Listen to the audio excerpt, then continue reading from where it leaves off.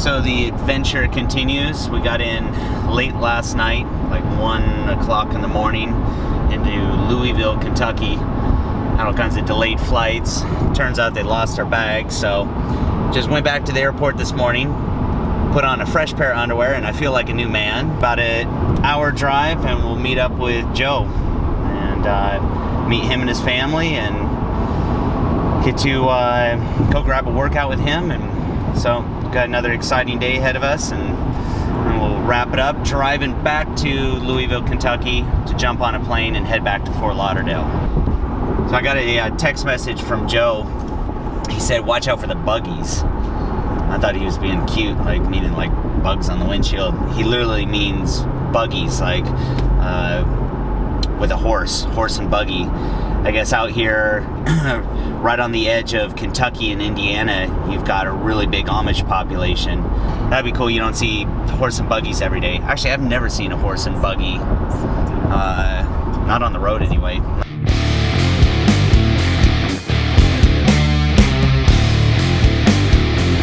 Audio Jungle.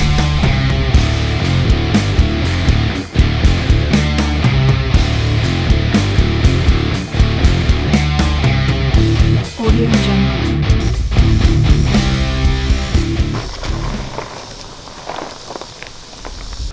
The biggest thing I'm looking forward to is the dieting, learning how to and when to properly eat to get the most fuel, the most energy, burn the most fat, build the most muscle. That's definitely one of the things that I'm looking most forward to. So you never know what to expect meeting someone for the first time. Joe and I've talked over Skype. So we're gonna sit down, I'm gonna meet him and his family. We'll talk a little bit, get a feel for what his goals are, what it is he's hoping to accomplish, and maybe learn a little bit about where he's come from. And then we'll grab a quick workout. We've got the challenge day workout today. So we're gonna be doing some kettlebell work, which will be fun.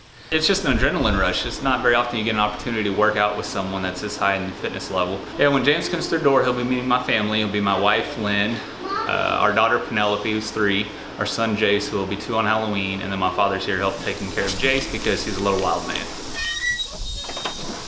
Hey! How's it going? What's happening, man? Nice to meet you. Hi! How you doing? My son, Jace, Jameson, Penelope, my wife, Lynn, and my father to help. Very cool. This house is awesome. Hey, I'm Nice James. to meet you, Lynn. Nice to meet you. This is Jace. Hi, give me 5.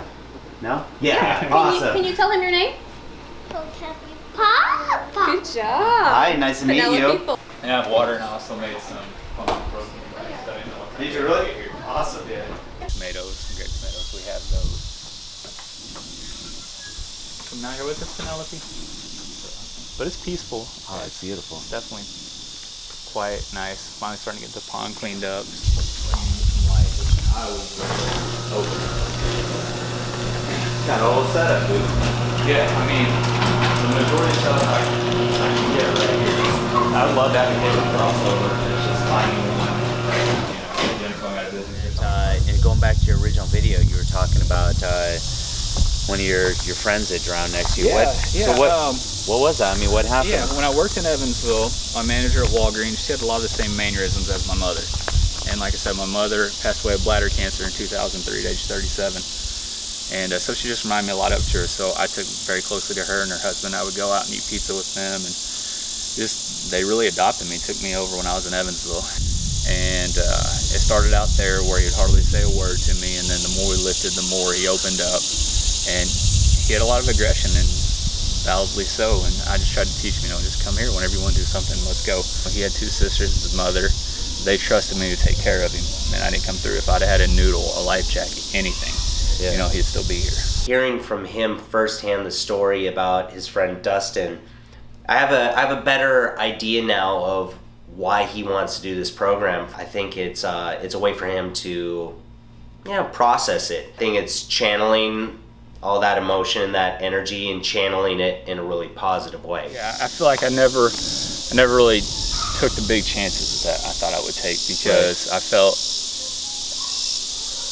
I felt like I had to stay around. I had to do certain things, and I just never felt like I gave full effort because I didn't have to. People, like I said, they gave me their empathy and said, "Oh, you're doing great with this. Your mom would be proud of you." When really, I know I haven't come close to tapping into my potential. When you get comfortable, and It's like nothing changes, it stays the same. You know, in order to create change, you got to stretch yourself, you got to push yourself out of that comfort zone, and that's all weight training is. Like, you look at like the basics of weight training, progressive overload, right? Well, what does that really mean?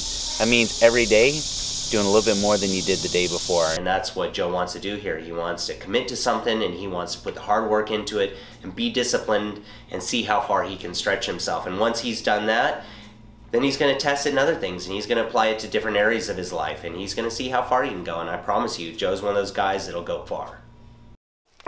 Hey, Joe? Anybody in there?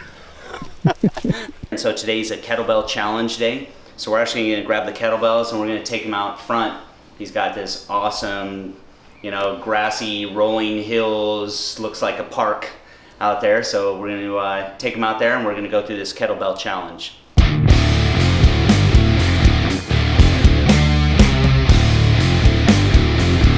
Audio Jungle. It's not burning, it's not working.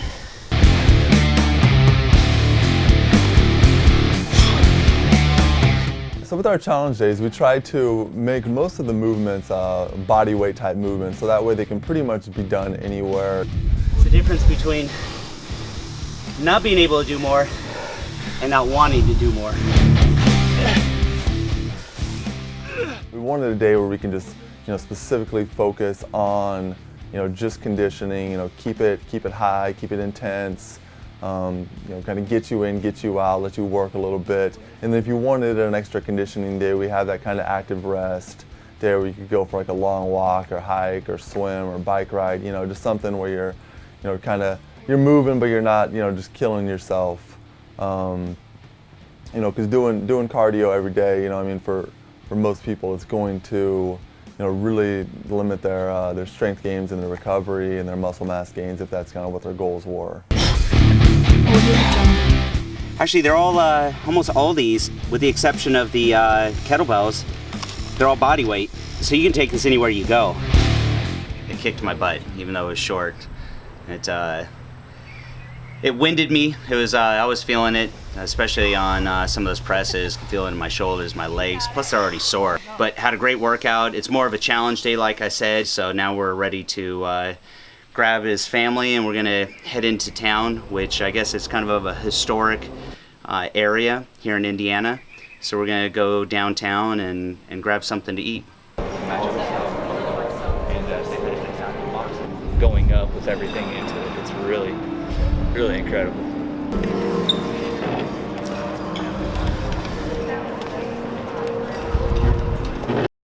Having to undo a lifetime worth of bad eating habits and having to learn a new way when you grow up that way. You don't know any different, like you said, not having your first salad until you're 30. My go-to, if nothing else, is I'll have a salad with chicken on it. A lot of times then I'll ask him, I always, you know, if there's cheese, tell him to take the cheese out, dressing on the side, and I'll usually get like a double order chicken. And that's always my go-to. Well, that was cool hanging out with Joe and his family. Really good people, and really happy to have him part of this program. So it was, I actually feel like got to know him and build a bit of a friendship there, and I'm sure over time that's going to grow. So that was cool. So now we're just driving back to Louisville, catch our flight, and head back to Fort Lauderdale. So that kind of rounds out our trip. Visit Danielle in Pittsburgh, now Joe in Indiana. So the next thing we gotta do is we've got to get Corey out to Fort Lauderdale, spend some time with him.